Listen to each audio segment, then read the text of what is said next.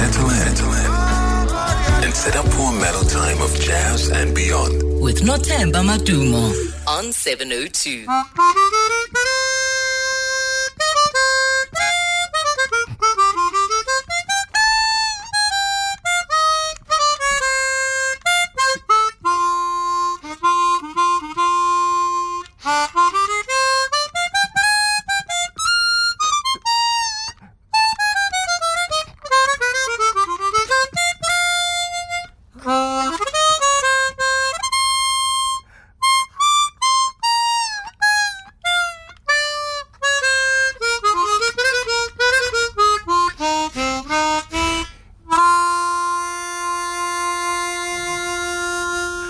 I love it, I love it, I love it. I love how we're kicking off the second hour. And maybe if you already know, Adam Glaser's in the house on Jazz and Beyond here on 702 and Cape Talk. You could hear that harmonica, if you know. He plays that as well as the piano. He is London-based, and he joins us here on Jazz and Beyond, where you come for the jazz, you stay for a good time. Summer Award winner is back home. Hello, Adam. Hello, Nothemba. Kunjani? Ngikhona ngihlala ngikhululeka lapha. Uhlala ukhululekile. Yeah. Ah, beautiful. I know you can tell from your music, from your work, that you have a sense of freedom of just expressing the things that you love, which is our culture and our music and our jazz music. I mean, congratulations on South Africa and Beyond. Thank you very much. Your third album. Thank you very much, Nothemba. Thank you. Yes, well, you've summed up what interests me, and I appreciate that. And so I'm back in South Africa, thanks to Concerts SA, to do a tour and some gigs, harmonica workshops, and gigs here in Johannesburg, and then at House 87 next week, and also in Cape Town. In Cape Town as well. So, and obviously you're here to also perform the new album, so we get to hear see performances or Absolutely. Okay. This week you can hear me at the library cafe on Thursday night, or at Chiesa. Where is that? It's in Sandton. Okay. Yeah. Oh, hello. You'll see. Well, if they like South African jazz, I'll play it anywhere. Of course. Of course. And then on Friday night with Bokani Dyer and Keenan Ahrens, I'm at the Chiesa di Pazzolupi. I keep calling it the Chiesa Nama di Pazzolupi. I can't get my head quite around. I also have difficulty with the name of that place out in Melville. Yeah. Yes. But I have to take my hat off to them because they've obviously got a big commitment to putting on live jazz. And that's, as you know, how precious that is now. And how very few venues are accommodating jazz music. So we just love and appreciate. And I actually missed out on who was here, also from the UK, who's how am I forgetting? The singer was it? Yes, Dilly Dube. No. Cape Town because now her name will come to me. Why am I even forgetting? I just feel so silly. But anyway, lots of amazing jazz performances happening there. So you have had 2 previous albums, and this third one is, I love the fact that all 3 of them are music that are paying tribute to South African music. Absolutely. And even though there are some of your compositions, in fact, Mzansi was the first one you came out with back in 2012, and then you had Free at First, not at last. Yeah, free at first. That's how we are. We're free when we're born. Yes, we're free at first. Why the choice of using that, focus? I've always been very keen on standards of any kind. I learned to play the piano playing loads of standards in the clubs of London, and I also had an ear for South African jazz standards. When I worked with Dudu Pokwana in the mid-'80s, he's one of our best composers. Joe Mokhotsi, the Manhattan Brothers, really good composers. And so when I hear something like, if you take Themba Mkhize's Ngaliwe, or Jimmy Dludlu's Motherland, these are fantastic songs. Yeah. They kill me. I remember the first time I heard them. And so part of what I'm trying to do is to bring those back into the listener's consciousness, but also with the addition of the harmonica. And so that's one aspect of the album. And there is something that instrument adds to those compositions, and also I like the way you even arrange them as well, and that familiarity of those melodies and harmonies, and also just a sense of pride that this music is still living on through the likes of you.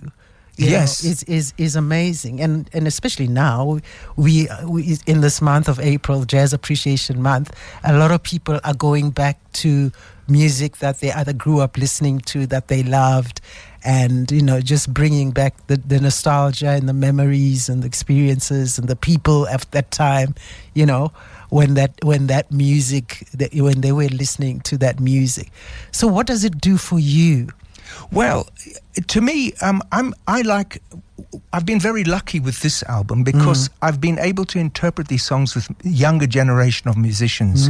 Half the album which is key.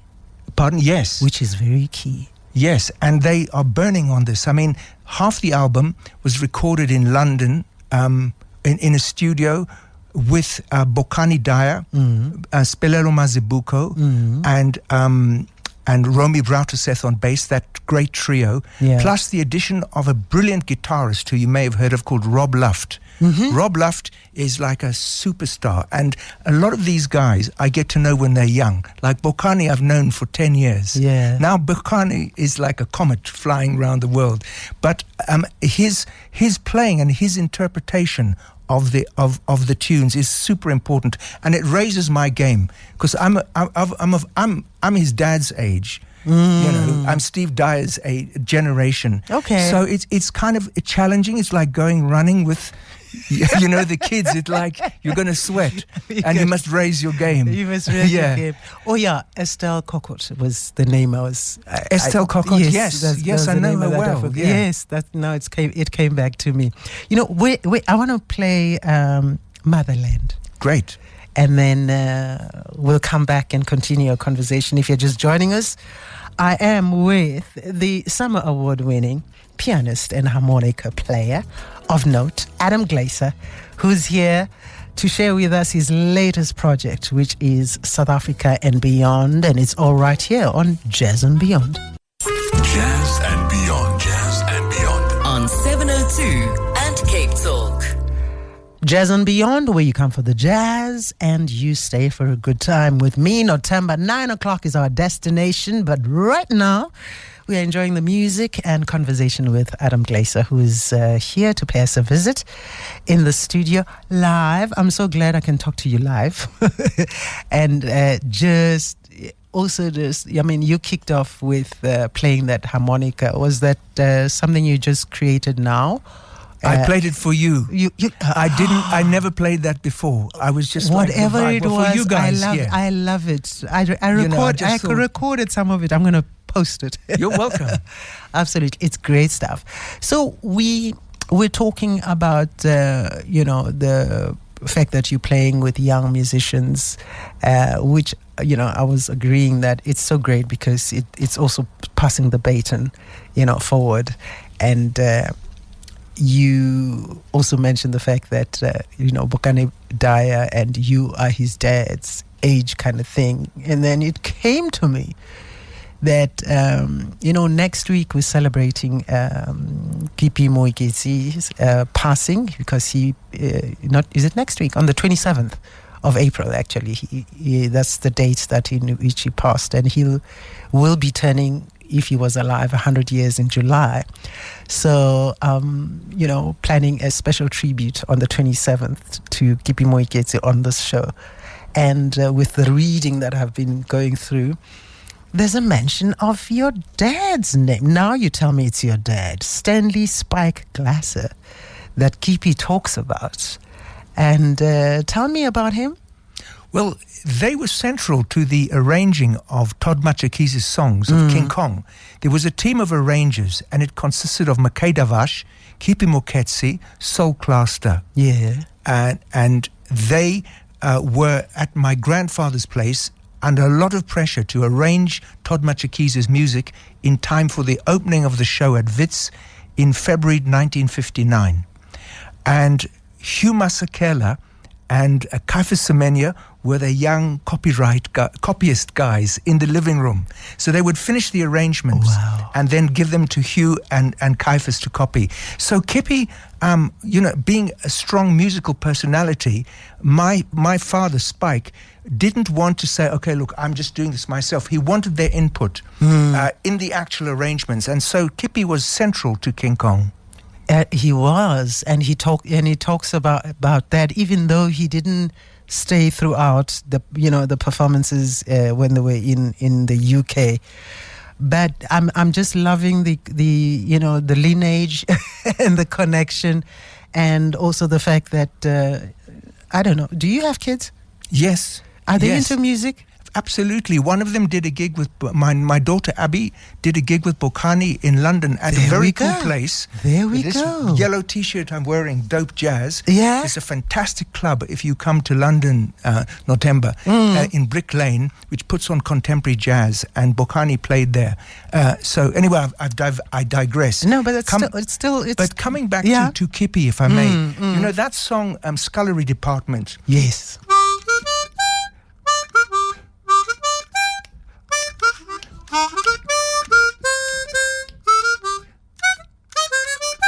You know that song? Yes. From the famous Jazz Epistles album.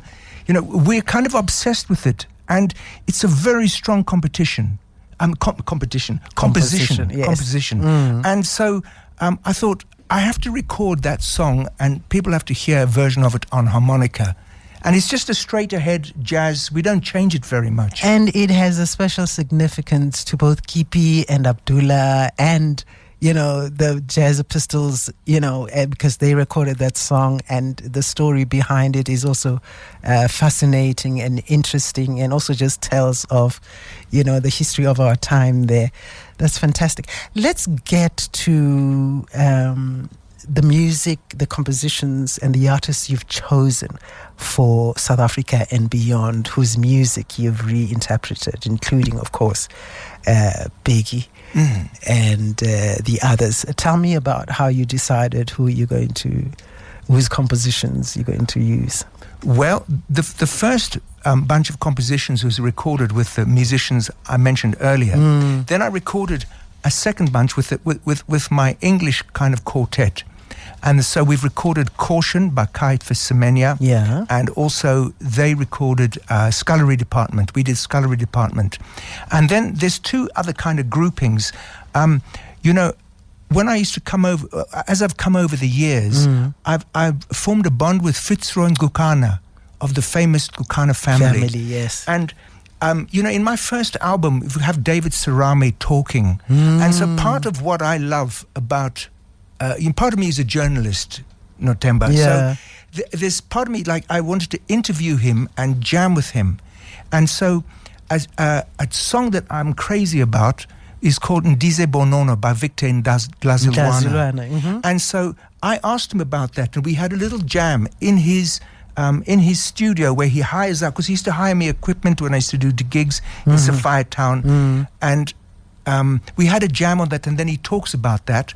And then the other song, this is like a documentary track on the album, short track, and it's recorded just like on a phone or something. Then the other track, which is very interesting, is Mra Kali. Now Mra Kali comes from way back, and it was first recorded by Chris McGregor. And then Dudu Pukwana did a version of it with Pinise Soul. And that was my favorite version.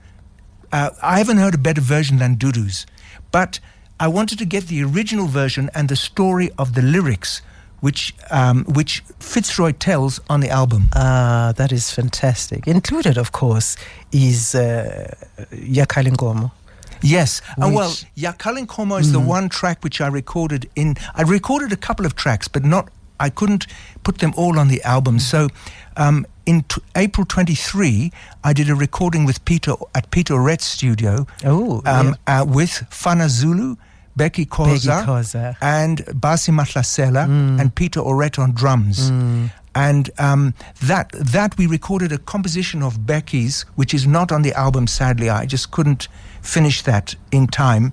But one composition that we did is Yakalinkomo, which I did in a different key. Yes. Because you see, like Winston Mankunku, he plays it in E flat.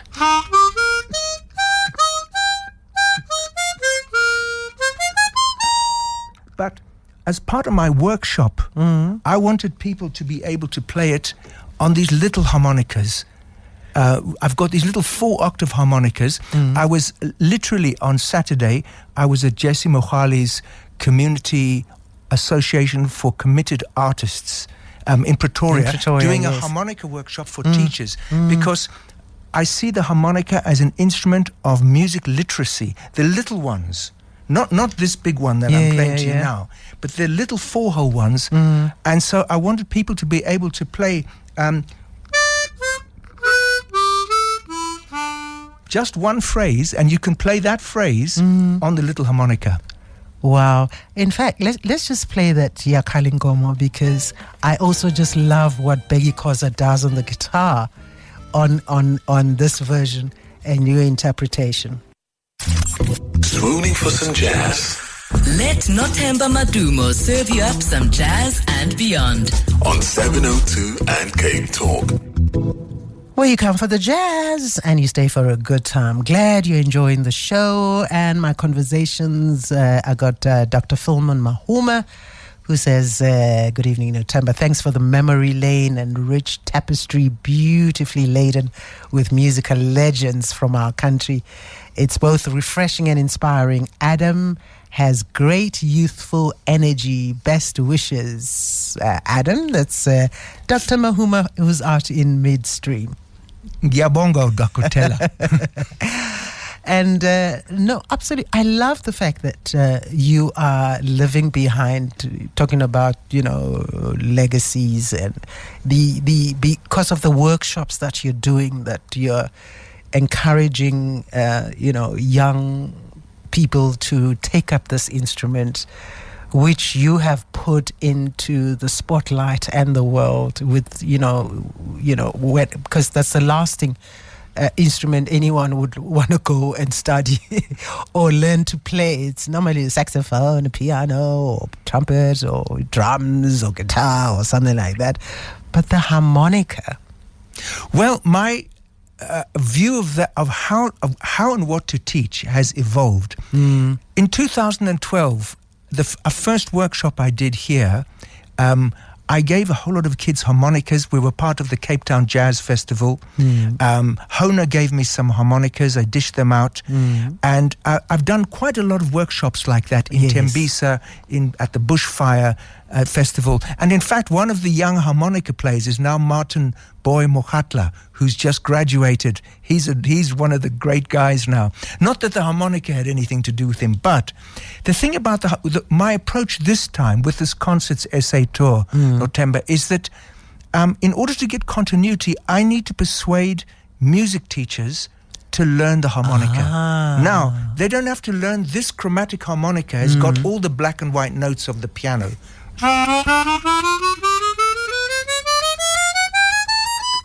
It goes on and on and on. So it's tricky. But this little harmonica is a 4-hole harmonica, which I was using in these workshops. And the beauty of this is that you can just play simple melodies. You can play like, or you can play. Yeah. Do you see? Okay. So I deliberately recorded that song in the key that you could play it on this harmonica, because I'm trying to, and also you can play, a lot of these things. And the other approach is that I don't want people to have to learn a whole big thing. They should just learn a bit of music theory and learn to play some fragments of melodies. Yeah. Now, why should you learn to play the whole melody? If you can play a fragment accurately, it's like you've learned a piece of poetry. Absolutely. You know, so you can play a bit of a jazz sound. So that's my approach. But I'm not trying to teach kids this time. Yesterday at JC Mokhali's school, I brought 6 harmonicas and I gave the harmonica teachers a lesson in front of the kids. And the acid test will come is which teachers will take the opportunity and then say, okay, I want 20 harmonicas for this primary school. Do you see? Yeah. But I need people on the ground to do this. And I need lots of examples of people doing it, and then we can scale it up. So that's my plan with this Concerts SA tour. And I've got a workshop tomorrow at Music Academy in Gauteng. Fantastic. I'm doing something there. Then I'm going to Mlungisi Music Academy next week. Then I'm going to Mlungisi Gagana, yes. And then I'm going to be doing a workshop at Cameron Ward Foundation. Cameron's playing a gig with me at Youngbloods during the festival. Fantastic. And then I'm doing another workshop as well, I hope, at Joseph Stone. Fantastic. Well, all the best with your workshops and your performances, and thank you for coming back home and spreading the love and the music that you do. And hopefully I'll be hosting some harmonica player that learned from you one day here on Jazz and Beyond. Thank you very much. Fantastic. Adam, all the best, and thank you for the beautiful music. And I'm going to play out with Munwabisi, and of course this is Begin Seleko's composition that you have cooked and put your sauce and peppers and tomatoes, slices and whatever you normally put, of course, with the sound of the harmonica. Thank you, Adam. Thank you very much, Notemba, and thanks to 702. It's a great fun being here. Always enjoy talking to you.